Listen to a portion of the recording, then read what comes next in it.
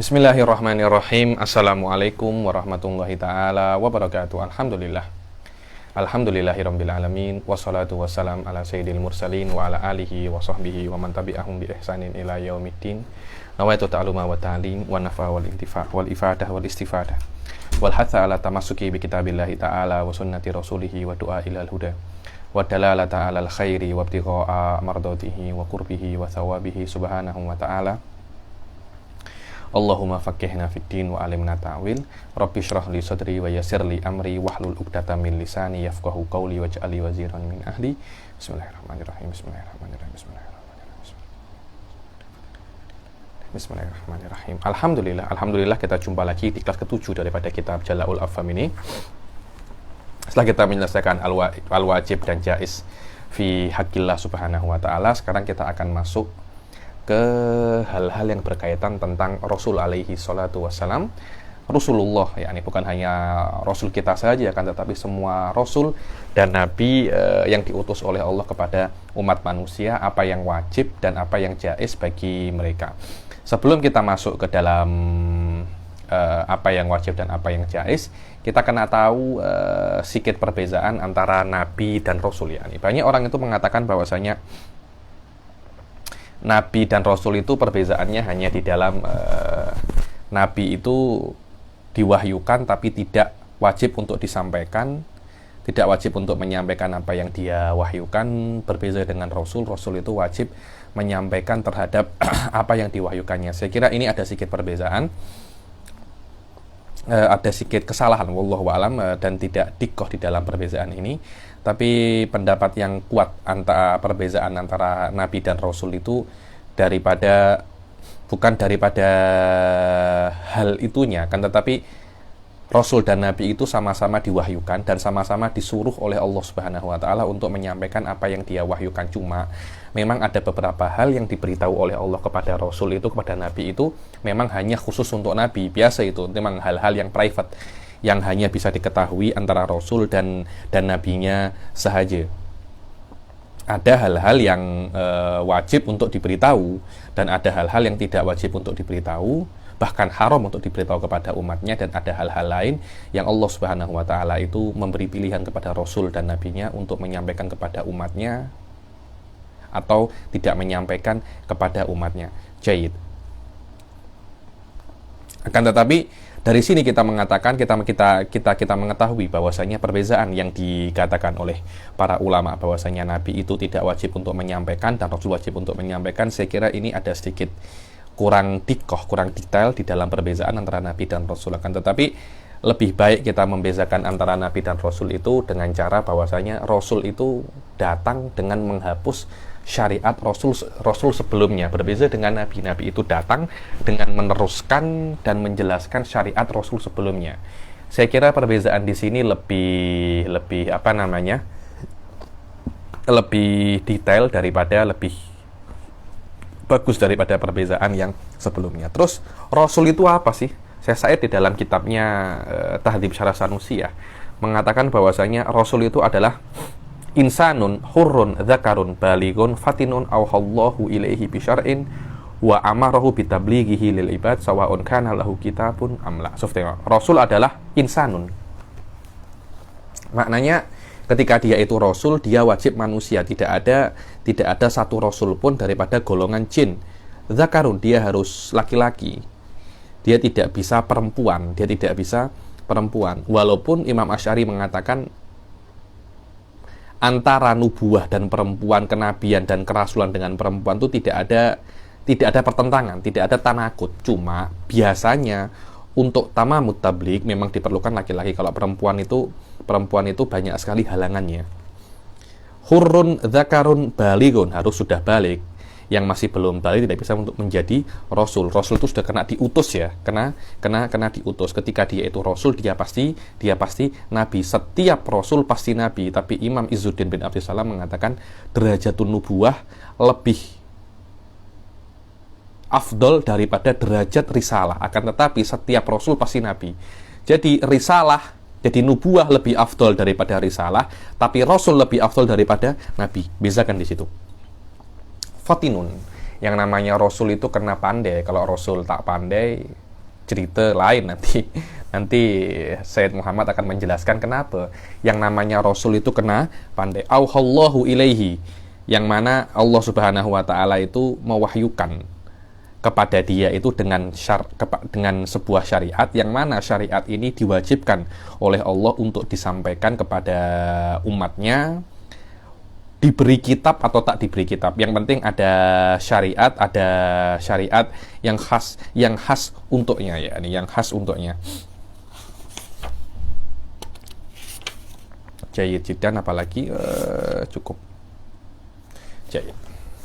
Inilah definisi tentang definisi tentang Rasul.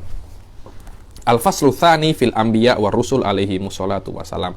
Adapun jumlahnya Rasul dan Nabi itu banyak, ya. Dibilang ada yang mengatakan jumlahnya Nabi itu ada sekitar 124.000.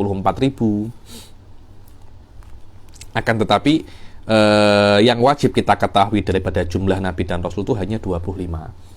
Kenapa 25 ini wajib diketahui? Karena 25 ini yang disebutkan di dalam Al-Quran secara jelas. Yang lainnya tidak disebutkan secara jelas dengan nama-namanya. Yang penting ada di atas 25 Rasul. Anda kena yakini bahwasanya Nabi dan Rasul tidak hanya 25. Tapi yang wajib diketahui secara spesifik dengan nama-namanya hanya 25. Karena 25 orang ini disebutkan nama-namanya secara jelas di dalam Al-Quran. Al-wajib fi haqqihim, al-jaiz fi haqqihim, ismatuhum, al-mustahil fi haqqihim, adaduhumul madhkur fil Quran. Pembahasan fasal tsani ini tentang wajib di dalam hak Rusul wal Anbiya dan jaiz fi haqqi Rusul dan Anbiya, apa makna ismahnya mereka dan apa saja hal-hal yang mustahil pada mereka dan jumlah mereka yang disebutkan di dalam Al-Quran. Kita mulai di yang pertama, yaitu apa? Al-wajib fi haqqihim alaihi musallatu wassalam. Qala Nadhim rahimahullah, arsala anbiya dawi fatonah bisidki wat tablighi wal amanah. Dalam satu bait ini Masya Allah, ya, nih Al-Sayyid wal Imam Sohibul Mandumah mengatakan menyebutkan semua sifat 4 ini dalam satu nadhm, ya, nih. Al-mufradat anbiya bihadfil hamzah al-mamdudah lid-darurah. Anbiya sebenarnya anbiya, cuma ada anbiya'u, cuma hamzahnya ini dihapus karena daruratu syair. Jam'u nabi wa qad taqaddama ta'rifuhu. Definisi nabi sudah lewat di awal-awal kitab. Al-fatonah, apa Habib? Ya, Anda tengok di awal-awal kitab. Saya tak perlu jelaskan lagi di sini, nanti saya jelaskan panjang lagi. Tapi saya sudah jelaskan di awal kitab, Anda tengok di kelas-kelas video kelas yang pertama. Al-fatonah, arsala anbiya dhawi fatonah. Dhawi itu adalah jamak daripada dhu, yang mana dhu itu adalah asmaul khamsah. Dhu jamaknya dhawi, dhu, dhawa, dhawi, yakni. Al-fatonah kamaludzaka. Apa itu makna fatonah? Fatonah itu maknanya kamaludzaka, sempurna zakanya, sempurna apa? Sempurna kepandaiannya, sempurna kejeniusannya. Jadi yang namanya nabi itu kena sempurna, otaknya itu kena sempurna. Tidak ada yang namanya nabi itu bodoh, ini tidak ada. Yang namanya nabi harus pandai. Bahkan ulama ahli sunnah mengatakan nabi itu tidak diutus kecuali adalah orang nomor 1 pada zamannya di segala hal. Di dalam fisik, di dalam rohani, mereka adalah orang nomor 1. Mereka adalah orang nomor 1 pada zamannya. Kenapa? Karena mereka itu diwajibkan untuk menghadapi umat-umat. Mereka menghadapi untuk orang-orang kafir. Orang kafir ini macam-macam modelnya. Ada yang macam Abu Lahab, ada yang macam Fir'aun, ada yang macam Namrud. Semua itu macam-macam. Karena itu untuk handle orang-orang kafir semacam itu, Nabi itu harus siap mental. Siap mental maknanya dia kena pandai. Kalau tak pandai dia tidak akan bisa untuk berdebat dengan mereka, untuk memahami ayat-ayat, untuk memahami wahyu. Mereka tidak akan bisa. Al-fatonah kamaludzaka wa hiddatul akal. Hiddatul ini tajamnya pikiran. Pikirannya itu apa? Tajam. Fi ilzamil husum fil muhajajah. Maknanya mereka itu mempunyai kekuatan yang sangat kuat di dalam berdebat dan memojokkan musuhnya di dalam apa? Perdebatan. Wa ibtalu da'awihimul batilah, dan membatalkan klaim-klaim mereka yang batil. Klaim bahwasanya Tuhan adalah berhala, klaimnya Fir'aun bahwasanya dirinya adalah Tuhan, klaimnya Abu Lahab, Abu Jahal bahwasanya Tuhan adalah Lata dan Uzza, semua itu harus mereka mempunyai kekuatan untuk membatalkan klaim-klaim daripada umat-umat mereka yang menyembah kepada selain Allah. Wasidik mutabaqatu khabarihim lil waqi'. Adapun kebenaran adalah sesuainya apa yang mereka katakan dengan realita. Sebenarnya banyak sekali ya teori tentang apa itu kebenaran. Bahkan menurut saya wallahu alam teori sekarang ini walaupun di dalam falsafah yang sekarang tentang kebenaran ini masih menjadi topik yang sangat hangat untuk dibahasakan, tetapi jumhur ahli sunnah mengatakan tolak ukur perkara ini benar atau salah ini bukan dosa ataupun pahala ya. Ini perkataan Anda ini dikatakan sodik atau kadhib adalah tolak ukurnya apa yang Anda katakan sesuai dengan realita atau tidak. Kalau perkataan Anda itu sesuai dengan realita dikatakan Anda sidik, Anda sodik. Kalau perkataan Anda tidak sesuai dengan realita dikatakan Anda itu apa? Kadhib. Itu yang namanya sidik. Adapun nanti ada namanya hak itu persamaan realita dengan kataan Anda. Kalau sodik kan persamaan perkataan Anda dengan realita. Al-haq persamaan realita dan perkataan Anda. Jadi perbedaan antara mutabik dan mutabaknya saja sebenarnya. As-sidik mutabaqatu khabarihim lil waqi'. At-tabligh ta'limuhumun nas syara'i Allah liyursyidahum ila sa'adati fid dunya wal akhirah. Apa itu tabligh? Tabligh itu adalah mereka mengajari kepada manusia tentang syariat-syariat yang diturunkan oleh Allah kepada mereka agar manusia itu sampai ke kebahagiaan mereka dunia dan akhirat. Anda kena paham ya bahwasanya apa yang disampaikan oleh Nabi kepada kita tentang syariat Islam itu tidak menguntungkan Nabi tahu. Juga tidak menguntungkan Allah. Jadi Nabi itu hanya menyampaikan syariatnya lah. Melakukan syariatnya Nabi, melakukan syariat Islam itu menguntungkan Anda, menguntungkan kita semua. Anda melakukan syariat yang dibawa oleh Rasulullah tak untung. Rasulullah sudah mendapatkan makom yang tidak bisa didapatkan oleh segala, dijamin oleh Allah Subhanahu wa taala. Anda masuk Islam semua, Anda melakukan syariat Allah tidak untung. Anda semuanya mukmin, Allah tak tambah kaya. Anda semua kafir, Allah tidak tambah miskin. Karena itu syariat ini disebutkan oleh para ulama, adanya hikmah daripada syariat itu adalah untuk membahagiakan kita dunia dan akhirat. Karena untuk membahagiakan itu diperlukan syariat. Allah membuat syariat ini untuk agar kita itu sempurna dan kita itu bahagia, maka diutuslah Nabi daripada jenis kita sendiri, daripada manusia, agar mudah untuk kita tengok. Bayangkan kalau Nabi itu jin, kalau Nabi itu malaikat, niscaya kita tidak akan bisa untuk mengikuti Rasul. Oleh Allah, rahmatnya Allah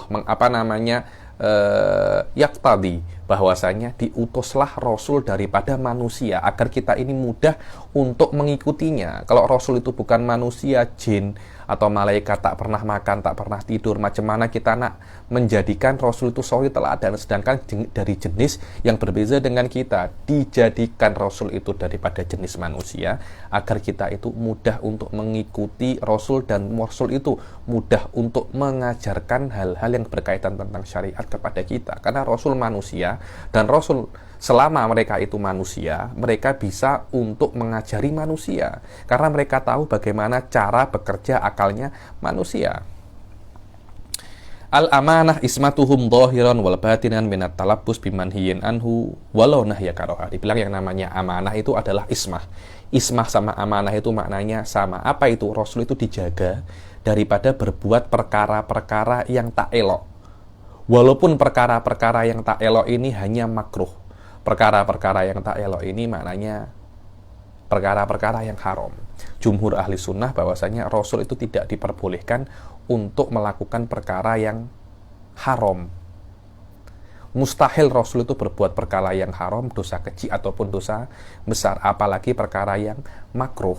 Beberapa bulan yang lalu ada yang mengatakan bahwasanya Rasul itu mencuri jambu. Rasul itu mencuri jambu. Mencuri jambu itu perkara yang tak elok, yang tidak diperbolehkan seorang rasul walaupun belum diutus menjadi rasul melakukan perkara seperti itu. Kenapa? Karena kalau ada perkara seperti itu, nanti orang-orang itu akan berdalil bahwasanya rasul itu macam budak-budak yang lain. Tidak bisa. Seorang rasul dari kecilnya sudah dijaga oleh Allah dari segala hal-hal yang tak elok. Segala hal-hal yang tak elok. Jangankan yang haram, mencuri jambu itu haram, Suf. Perkara yang makruh mereka itu Rasul itu tidak melakukan. Diriwayatkan Rasulullah SAW itu ketika remaja hampir tidak pernah hadir macam apa ya, kalau orang-orang Arab itu cakapnya samroh itu budak-budak remaja-remaja itu, masih kalau orang Indo cakapnya ABG, kongko, borak, sembang, kemudian ada macam lagu-lagu. Setiap Rasulullah itu diajak oleh kawan-kawannya untuk sembang, Rasulullah selalu tak bisa dan selalu ada aja udurnya. Sampai satu waktu Rasulullah itu diajak sembang, Rasulullah mengatakan, aku tak boleh, aku ini gembala kami, aku ini bekerja. Aku ini apa? Aku ini bekerja. Oke lah, kalau memang engkau bekerja, nanti akan ada satu orang jagakan kambingmu. Jadi engkau tak payah jaga kambing, engkau ikut je kami sembang, ada lagu-lagu, nanti ada macam-macam lah. Yang penting nanti engkau datang, jadi hati kita boleh senang. Oke. Akhirnya Rasulullah SAW ketika sudah waktunya, Rasul berangkat untuk menuju kepada tempat sembang, tempat borak yang ada lagu-lagunya.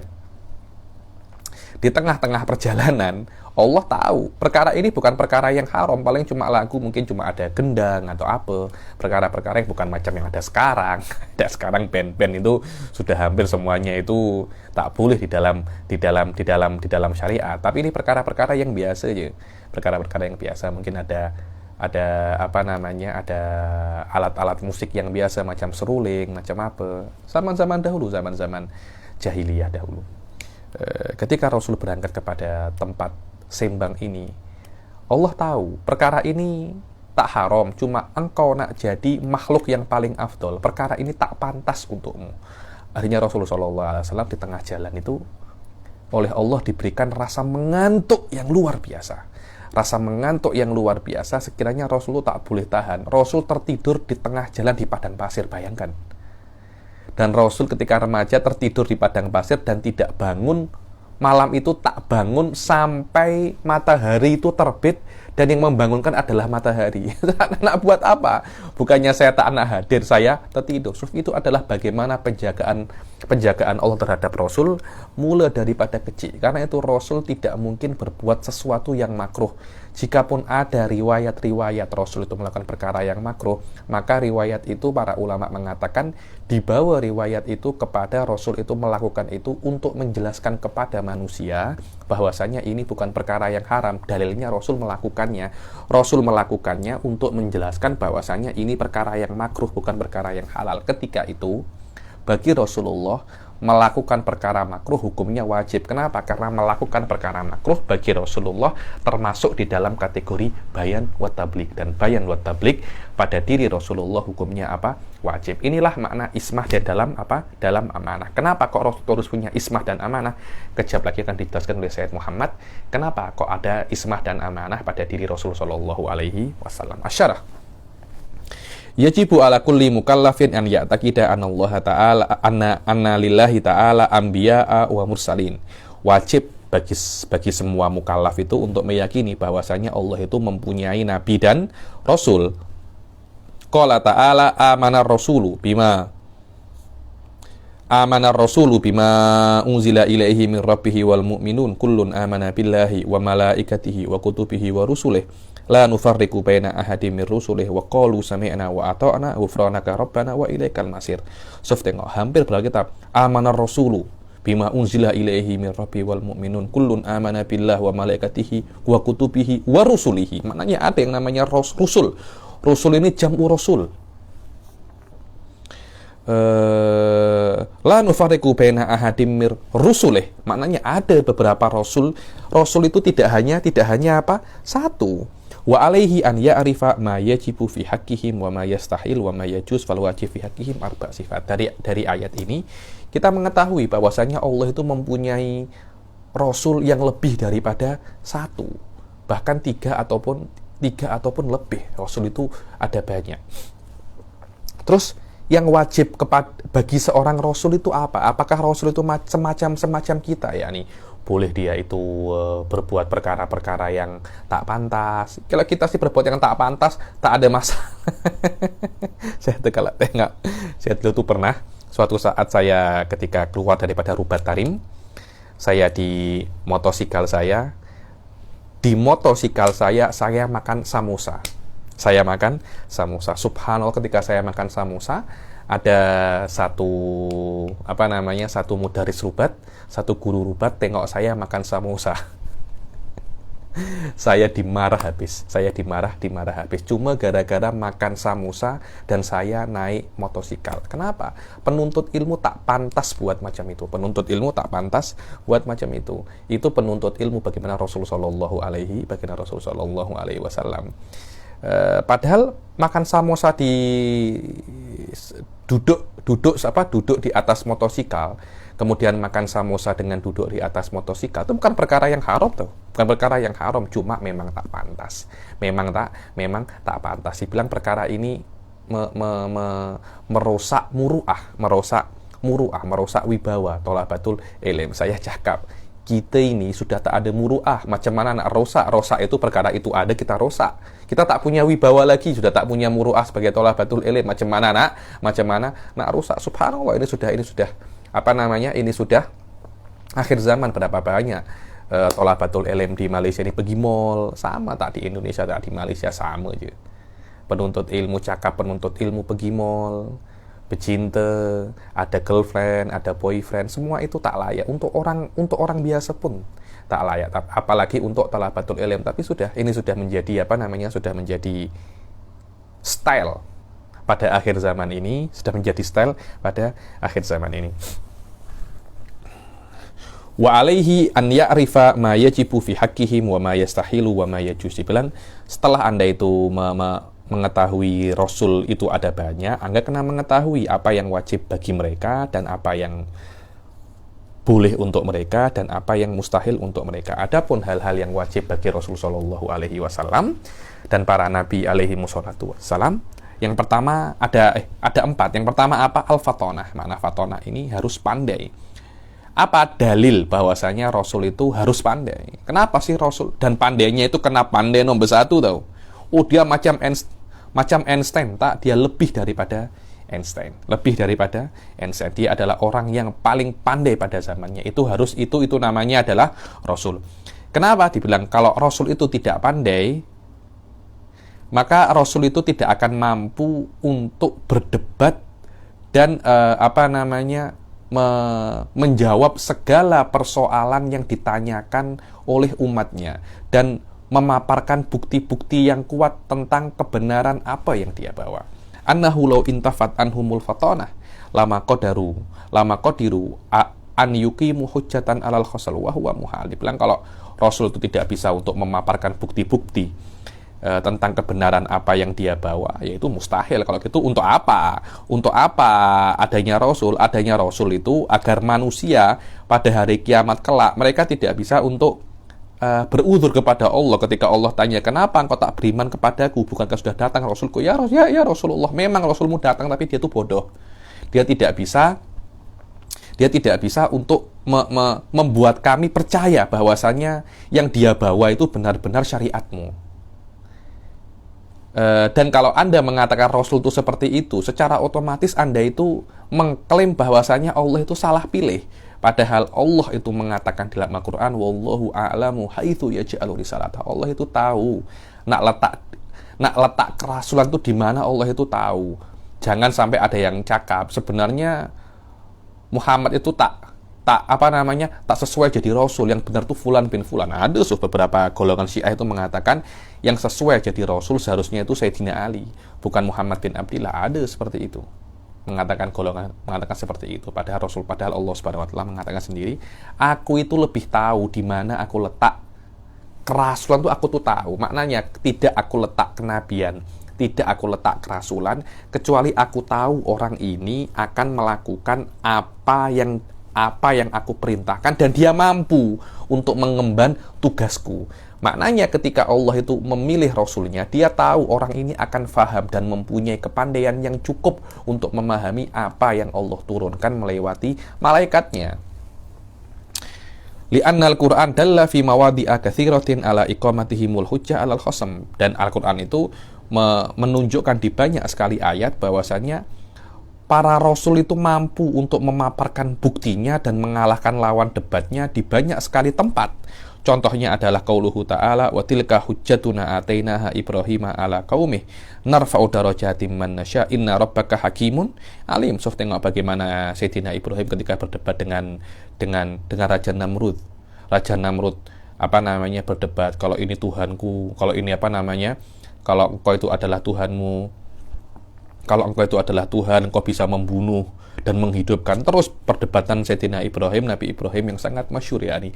Tidak akan mungkin orang yang tidak pandai bisa untuk berdebat dan mengeluarkan dalil seperti itu. Karena itu Allah Subhanahu wa taala mengatakan bahwasanya Nabi Ibrahim itu hujjatuna. Makna hujjah adalah sesuatu kata yang kalau kata itu ditampakkan, maka orang tidak akan mempunyai udzur pada hari kiamat kelak. Sudah qomatil hujjah, maknanya apa yang perlu Anda ketahui sudah saya sampaikan. Setelah Anda tahu, kemudian Anda nak terima atau tidak, itu urusan Anda, itu bukan urusan saya. Urusannya Rasul hanya iqamatul hujjah, memberitahu apa yang kena Anda ketahui.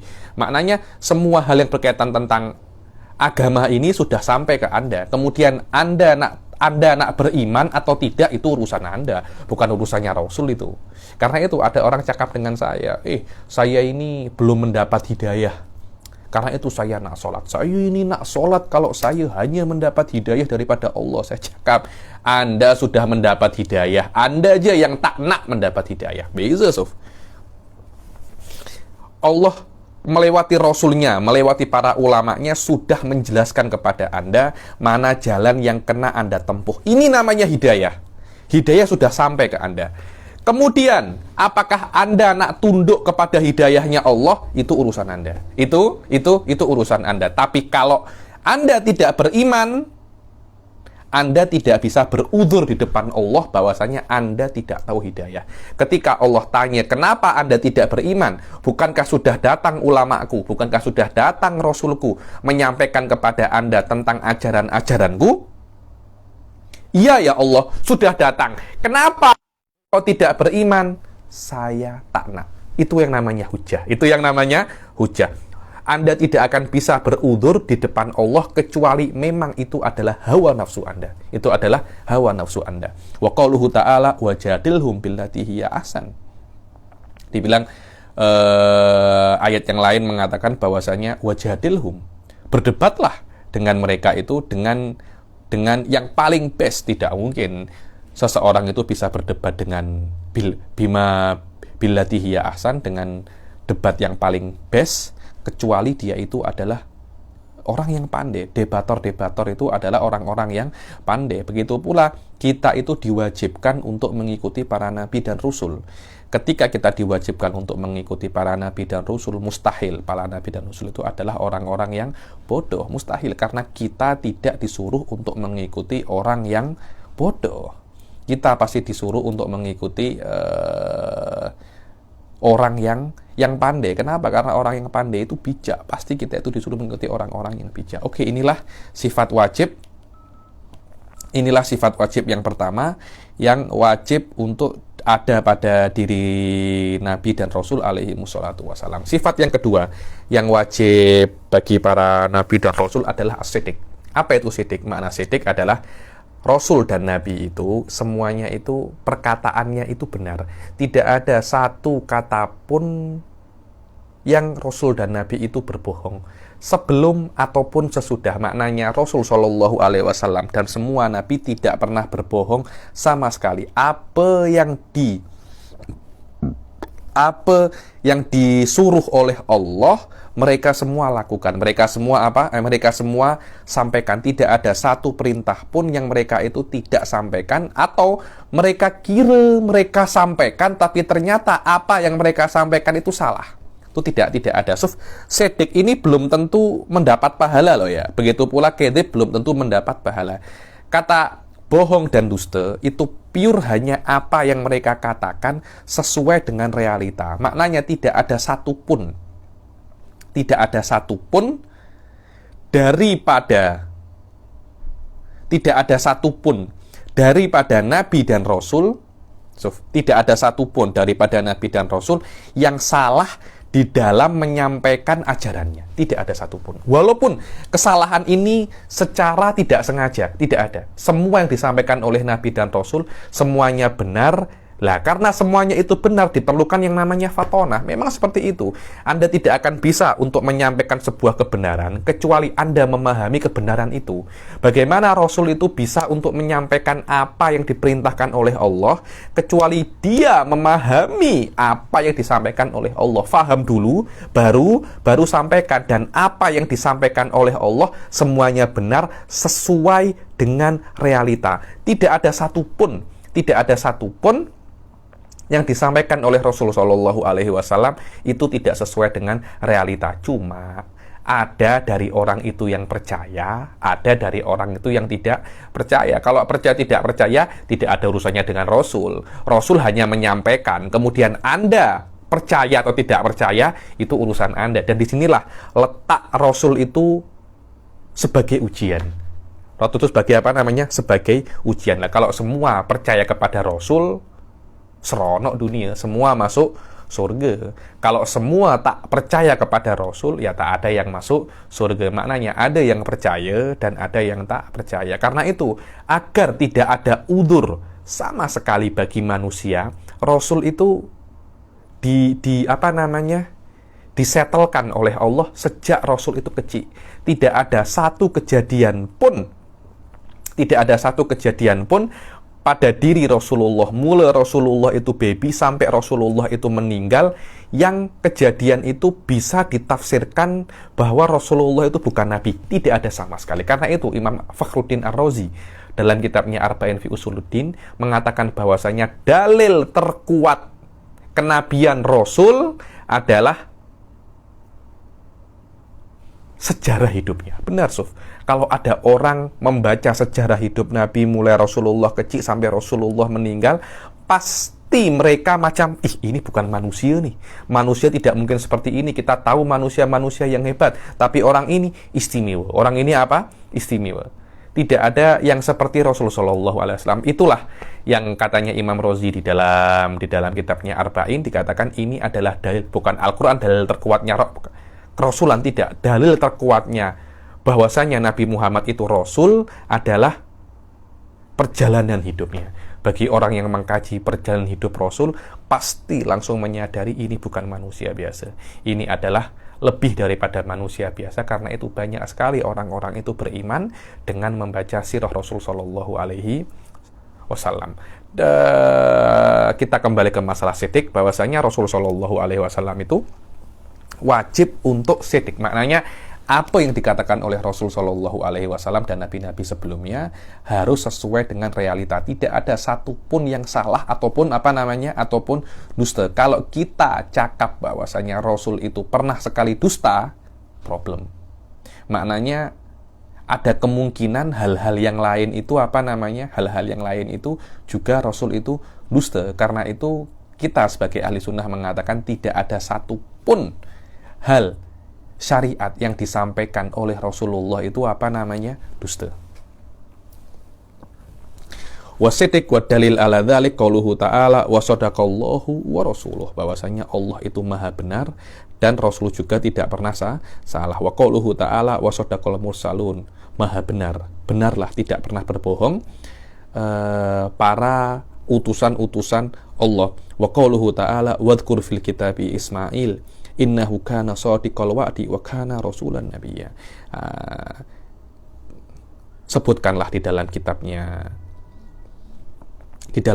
siapa? Ismail. Yakni sebutkanlah Ismail di dalam kitab bahwasanya beliau itu shadiqul wa'di, tidak pernah mengingkari tidak pernah mengingkari janjinya. Wali annahum lo jaza alaihimul kidhib lazimal kidhib fi khabarihi ta'ala wa huwa muhal. Dibilang kalau seumpamanya Rasul itu berbohong, maka otomatis Anda akan menisbatkan bohong itu kepada Allah. Loh, macam mana Habib seperti itu? Iya, karena dari awal, tengok ya, karena dari awal Allah itu mengutus Rasulnya, kemudian Allah itu memberikan kepada Rasul itu yang namanya mukjizat. Mukjizat itu seperti Allah itu mengatakan bahwasanya apapun yang dikatakan oleh Rasul itu benar. Ketika Allah itu mengatakan menurunkan mukjizat kepada Nabi Musa, secara otomatis Allah itu seperti mengatakan kepada umatnya di dalam masalah Nabi Musa ini, percayalah wahai manusia kepada Musa, dia tidak pernah berbohong. Apapun yang dia katakan dia itu benar karena dia adalah utusanku. Kalau sampai Nabi Musa itu berbohong, otomatis Allah itu membenarkan orang yang bohong. Membenarkan orang yang bohong itu juga bohong.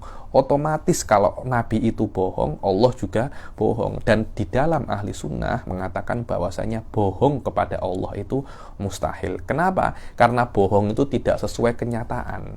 Dan khobar itu atau kalam itu urusannya dengan ilmu. Dan ilmu kena sesuai dengan kenyataan hakikatul asya. Karena itu al-kidhib la yata'allaq bihi ilmullah wa kalamullah. Kenapa? Karena ilmullah ini alal hakikah. Maknanya kalau Rasul itu bohong, maknanya Allah itu akan ada pada diri Allah sifat-sifat yang mustahil. Wa hadza muhal. Sebab kemuhalan ini, sebab kemustahilan ini, maka ahli sunnah mengatakan Rasul itu tidak pernah sekalipun bohong. Sifat yang ketiga yang wajib dipunyai oleh seorang Rasul adalah tabligh. Apa itu tabligh? Maknanya Rasul itu selain dia itu pandai, dia bisa paham apa yang disampaikan daripada Allah melalui malaikatnya, dan dia ketika yang dia sampaikan itu tidak pernah salah. Bukan hanya itu, dia kena menyampaikan semuanya. Jadi kalau Allah itu memberi 10 perintah ya, Allah memberi 10 perintah. Kalau Rasul hanya menyampaikan 3 dan semuanya itu benar, Rasul itu fatin wasodik. Benar, yang disampaikan itu benar. Karena yang namanya kebenaran itu hanya terpulang terhadap apa yang dia sampaikan. Yang tidak dia sampaikan tidak ada urusannya. Karena itu diperlukan yang namanya tabligh. Yakni maknanya Rasul itu selain dia itu pandai dan dia itu sodik, dia itu kena menyampaikan semua yang diperintahkan oleh Allah kepada manusia, yakni yang diperintahkan oleh Allah 10 ini sampaikan, 10-10-nya kena disampaikan. Kadangkala Rasul itu diberikan 100 perintah, tapi Allah mengatakan 100 perintah ya, 20 yang pertama engkau sampaikan kepada manusia, 50 selanjutnya itu tidak boleh engkau sampaikan kepada manusia, itu hanya untukmu sahaja. Dan itu adalah rahmat daripada Allah untuk kita. Kenapa? 50 perintah ini yang tidak boleh disampaikan kepada manusia, itu mengandung ilmu-ilmu yang kita tidak bisa untuk handle. Kita tidak bisa untuk cerna sebagai manusia biasa. Berbeza dengan Rasul ya. Sudah saya katakan, Rasul itu adalah orang nomor 1 fisik dan mental pada zamannya. Sering saya misalkan itu Rasul Shallallahu Alaihi Wasallam itu berjumpa dengan malaikat Jibril pada bentuk aslinya mempunyai 600 sayap. Orang-orang itu jumpa Pontianak, jumpa kuntilanak, mereka sudah akan lari. Jumpa pocong mereka lari. Akan tetapi ketika ketika mereka itu jumpa malaikat yang lebih dahsyat daripada pocong, daripada apa, niscaya mereka akan langsung mati. Itu benar tuh, itu akan langsung mati. Ada sebuah cerita itu, satu orang di padang pasir, 2 orang berjalan di padang pasir, tiba-tiba kawannya itu ditelan oleh ular yang sangat besar. Orang itu pulang ke rumah langsung gila, rambutnya itu putih, padahal hanya melihat ular yang sangat besar menelan kawannya. Bagaimana kalau dia itu melihat malaikat Jibril ya nih? Melihat malaikat Jibril dalam bentuk aslinya situmi'ati janah, 600 sayap. Rasulullah SAW ketika melihat malaikat Jibril hanya mengatakan dathiruni, menggigil, macam demam. Kenapa? Karena memang Rasulullah itu orang yang paling baik fisik dan mentalnya. Karena itu Allah memberikan maklumat, upload info-info kepada Rasul Shallallahu Alaihi Wasallam itu lebih daripada manusia biasa. Kenapa? Karena hardware-nya Rasul bisa menerima program-program yang tidak bisa kita terima. Kemudian 30 sisanya itu Rasulullah diberi diberi pilihan.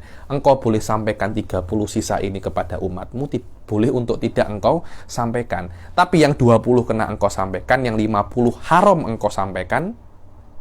Yang 30 ini boleh engkau sampaikan, boleh tidak engkau sampaikan. Rasul itu dikatakan tabligh itu hanya dengan menyampaikan 20 yang pertama ini. Walaupun dia tidak menyampaikan 70 yang 80 yang setelahnya itu, dia tidak dikatakan melanggar tabligh. Ini adalah perkara-perkara yang penting, karena ada beberapa hal itu mungkin wallahu alam yang dikatakan oleh para ulama, sebagian orang, bukan ulama ini, sebagian orang itu mengira bahwasanya hakikat itu adalah ilmu-ilmu yang hanya diketahui oleh Rasulullah. Anda tidak akan bisa untuk mengetahuinya. Kenapa? Karena Rasul itu haram untuk menyampaikannya. Kalau Rasul itu menyampaikannya, maknanya Rasul itu melanggar perintah Allah. Anda nak mencarinya, mustahil Anda itu akan dapat. Anda dapat pun pasti itu perkara yang dusta, karena Rasulullah tidak pernah sampaikan. Karena itu ini adalah sebuah kefahaman yang salah di dalam hakikat yang banyak difahami oleh orang. Mengetahui ilmu yang hanya diketahui oleh Rasul. Mustahil Anda ketahui itu. Karena itu para ulama itu lebih senang iltizam dengan dhawahirus syariah, wallahu alam. Itulah yang namanya apa? Itulah yang namanya tabligh. Wa dalil ala dzalik qauluhu ta'ala ya ayyuhar rasulu balligh ma unzila ilaika mir rabbik wa in lam taf'al fama ballaghta risalatah. Dibilang wahai para rasul Yusuf. Bukan para nabi, para rasul. Wahai para rasul, sampaikanlah apa yang diturunkan kepadamu daripada Tuhanmu, yang wajib disampaikan. Kalau Rasul menyampaikan semua, habis kita. Karena itu kan Rasul itu pernah mengatakan, lau ta'lamu ma'a'lam la bakaitum katsiran wala tuhiktum qalila. Kalau engkau mengetahui apa yang aku ketahui, wahai para umatku, niscaya engkau itu akan banyak menangis, sikit tertawa. Rasulullah itu mengetahui banyak hal, tapi memang fisik dan mentalnya Rasulullah tak macam fisik dan mental kita. Kalau engkau, katanya Allah, kalau engkau tidak menyampaikan apa yang aku suruh untuk sampaikan, maka engkau tidak mempunyai sifat apa? Tabligh, katanya Allah Subhanahu wa taala. Wa qauluhu ta'ala rusulan mubasysyirina wa mundzirin li alla yakuna linnasi 'alallahi hujjatum ba'da rasul. Ini penting sekali ya. Allah itu mengirim Rasul mubasyirin, pemberi berita gembira, wa mundirin, memberi ancaman-ancaman. Dan tidak akan mungkin ada ancaman dan berita gembira kecuali sudah tabligh. Tidak mungkin sebelum Rasul aku utus, dia itu mubasyir wa mundir. Tidak akan mungkin seperti itu tanpa adanya tabligh. Anda sampaikan dulu apa yang wajib Anda sampaikan. Setelah Anda sampaikan, ketika itu Anda akan menjadi pembawa berita gembira dengan apa yang Anda sampaikan, dan pembawa ancaman dengan apa yang Anda sampaikan. Cuma banyak orang itu pada zaman sekarang itu lebih fokus kepada Rasul itu mubasyir. Tapi Rasul juga mempunyai mempunyai sisi lain daripada mubasyir. Rasul itu adalah apa? Rasul itu adalah mundir. Rasul itu diutus oleh Allah. Selain rahmatan lil alamin, Rasul itu juga mundir, maknanya adalah sebagai pembawa ancaman, dan Rasul itu juga diutus sebagai pembawa ujian. Banyak sekali orang-orang itu yang tak pas ujian datangnya Rasul Shallallahu Alaihi Wasallam. Di antara contohnya Abu Lahab, Abu Jahal, Walid bin Mughirah. Orang-orang ini tak pas ujian yang dibawa oleh Rasul Shallallahu Alaihi Wasallam karena mereka tidak beriman kepada Rasul Shallallahu Alaihi Wasallam. Rusulam mubasyirina wa mundirin li alla yakuna. Rasul itu datang, kami utus Rasul sebagai mubasyir, pembawa berita gembira dan pembawa ancaman, agar manusia itu tidak ada uzur di depan Allah. Setelah datangnya Rasul, disampaikan semua ajaran Allah, bahwasanya kalian semua wajib beriman kepada Allah. Lepas itu terpulang pada Anda. Ya di sini ujian itu di sini. Oh, jangan Anda kira beriman pada Rasul itu mudah. Tak mudah itu. Itu adalah ujian. Kalau Anda beriman, alhamdulillah. Kalau Anda tidak beriman, li'alla yakuna 'alallahi hujjatan ba'da Rasul. Setelah datangnya Rasul, Anda tidak bisa untuk berdebat dengan Allah. Anda tidak bisa untuk meminta udzur kepada Allah dengan makna saya ini tidak beriman ya Allah karena tidak ada yang memberitahu saya bahwasanya beriman kepada Anda itu wajib. Tidak ada. Sudah datang Rasulku. Engkau tidak beriman, itu salahnya Anta. Wala yatimut tabsyir wal indar illa bitabligh, dan tidak sempurna dan tidak bisa ditasawur indar wa tabsyir itu kecuali dengan apa? Dengan tabligh. Li annahum laulam yuballighun nasa asy-syara'i'a lakanu katimina lah. Dibilang kalau kalau mereka itu tidak menyampaikan syariat, maknanya mereka itu katim itu menyembunyikan lah. Loh, memang ada Habib yang tidak disampaikan. Loh, memang ada yang tidak disampaikan oleh Rasul, tapi yang tidak disampaikan itu memang tidak wajib disampaikan atau haram untuk disampaikan. Kenapa? Rahmatan lana, sebagai rahmat untuk kita. Kalau semua disampaikan, habis, tak akan ada orang nak menikah. Pening semua akan beribadah aja. Kalau macam itu, semua masuk surga, seronok nanti surga. Jangan. Kalau semua masuk surga murah nanti. Jangan seperti itu. Karena itu surga kena mahal. Sesuatu yang mahal Anda tidak akan bisa dapat kecuali Anda korbankan banyak hal. Uang yang banyak, umur yang banyak, tenaga yang banyak. Baru surga itu berharga. Baru surga itu berharga. Kalau semua masuk surga itu murah nanti akhirnya. Karena itu oleh Allah dijadikan pada diri manusia itu hawa nafsu dan akal, agar hawa nafsu dan akal itu saling bertempur. Kalau Anda gunakan hawa nafsu Anda tidak akan beriman kepada Rasul. Kalau Anda gunakan akal Anda pasti beriman kepada Rasul Shallallahu Alaihi Wasallam. Inilah yang namanya apa? Inilah yang namanya ujian. Berkali-kali saya katakan itu berpikir lebih susah daripada beribadah. Benar, Suf, itu.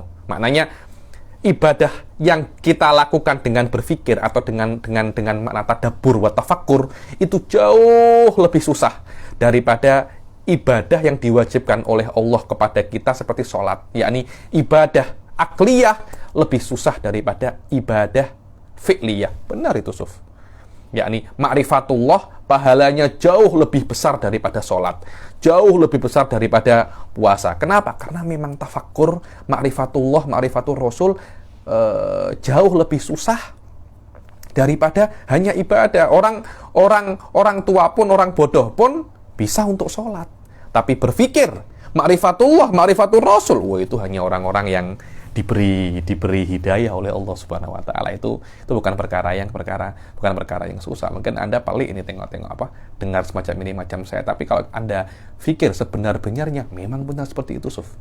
Anda tengok berapa banyak orang-orang itu sholat, tapi ketika disuruh untuk berpikir mereka susah. Susah, saya tak nengsa susah. Islam itu kena yang mudah-mudah, disuruh berpikir sikit aja mereka tak mampu. Padahal Allah itu mengatakan dalam Al-Quran, fa'lamu annahu la ilaha illallah. Anda wajib mengetahui tentang akidah ini, wajib. Tapi karena memang levelnya ibadah akliyah ini lebih susah daripada ibadah fi'liyah, sikit yang mampu untuk menunaikan ibadah akliyah ini. Wallahu a'lam.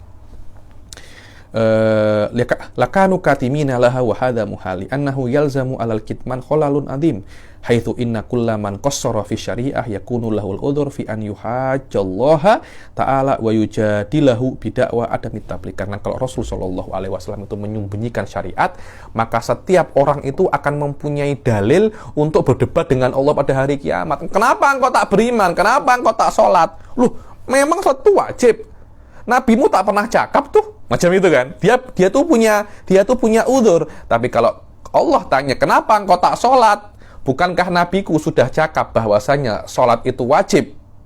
Iya ya Allah, saya tak sholat karena saya malas. Nah, itu kesalahan Anda. Karena Anda yang salah, silahkan singgah dahulu di neraka beberapa puluh ribu tahun. Nanti lepas itu baru masuk surga. Tapi kalau dari awal Rasul tak sampaikan, yang salah itu Rasulnya. Kalau Rasul yang salah, Allah juga salah. Karena itu Allah mengatakan, li'alla yakuna 'alallahi hujjatun ba'da rasul. Kami utus Rasul dan kami sampaikan semua apa yang wajib dilakukan oleh manusia agar manusia itu tidak mempunyai udzur pada hari kiamat di depan Allah Subhanahu wa taala. Waqad nafallahu ta'ala dzalika fil ayatis sabiqah. Dan yang terakhir, sifat yang wajib bagi Rasul adalah al-amanah. Makna amanah itu Rasul sallallahu alaihi wasallam maksum. Makna maksum, setiap nabi dan rasul tidak pernah melakukan hal-hal yang haram, dosa kecil atau dosa besar, sebelum nabi atau sebelum menjadi nabi atau setelah menjadi nabi. Kenapa? Karena kita disuruh untuk menjadikan rasul itu adalah suri teladan. Makna menjadikan rasul suri teladan adalah apa yang dilakukan oleh rasul kita kena lakukan, apapun itu. Kalau rasul melakukan perkara yang haram, walaupun itu dosa kecil, dan dosa kecil itu dilarang, sedangkan Allah menyuruh kita untuk mengikutinya, akhirnya ada semacam kontradiksi. Yakni maknanya Allah menyuruh kita melakukan perkara yang dilarang oleh Allah. Lah, kan ini kan perkara yang tak elok kan. Karena itu para ulama mengatakan Rasulullah itu maksum, tidak pernah berbuat hal yang haram. Jangankan haram, makruh pun tak pernah. Dan sudah saya katakan, kalau memang Rasulullah pernah melakukan makruh seperti kencing berdiri untuk menjelaskan kepada umatnya bahwasanya kencing berdiri itu hukumnya boleh tapi dia makruh. Ketika itu Rasulullah kencing berdiri hukumnya wajib ala Rasulullah. Sekali itu hukumnya wajib. Kenapa? Untuk lil bayan wa tabligh. Setelah itu hukumnya apa? Setelah itu hukumnya makruh. Itulah yang namanya amanah. Wal amanah wa dalil ala dzalik qauluhu ta'ala inni lakum rasulun amin, bahwasanya aku itu bagi kalian itu rasul yang terpercaya. Wa qauluhu ta'ala innallaha la yuhibbul khainin, bahwasanya Allah itu tidak suka orang-orang pengkhianat. Wali annahum law khanu bi fi'li muharramin aw makruhin langqalabal muharram wal makruh ta'atan fi haqqihim. Li'annallaha ta'ala amarona bil iktida'i bihim fi aqwalihim wa af'alihim wa ahwalihim. Dibilang kalau Rasul itu berbuat perkara yang makruh dan perkara yang haram, maka perkara yang haram dan makruh ini akan menjadi ta'ah. Kenapa? Karena karena Allah itu menyuruh kita untuk mengikuti para rasul. Maknanya apapun yang dibuat oleh para rasul dan para nabi kita wajib ikuti. Sedangkan Rasul alaihi wassalatu wassalam melakukan perkara yang haram, maknanya kita kena mengikuti perkara yang haram, dan ini adalah perkara yang tidak boleh. Nanti akhirnya semacam Allah itu mengatakan ikutilah atau lakukanlah perkara yang aku larang. Lah, ini kalam yang khobarnya bertentangan dengan mubtada'nya atau lebih dikenal dengan nama tanakut. Jayid, saya minta maaf, saya berhenti sampai sini, saya penat sangat. Insya Allah kita teruskan Al-Jaiz fi Haqqil Anbiya wa Rasul alaihi wassalatu wassalam di pertemuan yang akan datang. Kita akhiri sampai sini. Wabillahi taufiq wal hidayah wa ridha wal inayah. Assalamualaikum warahmatullahi taala wabarakatuh.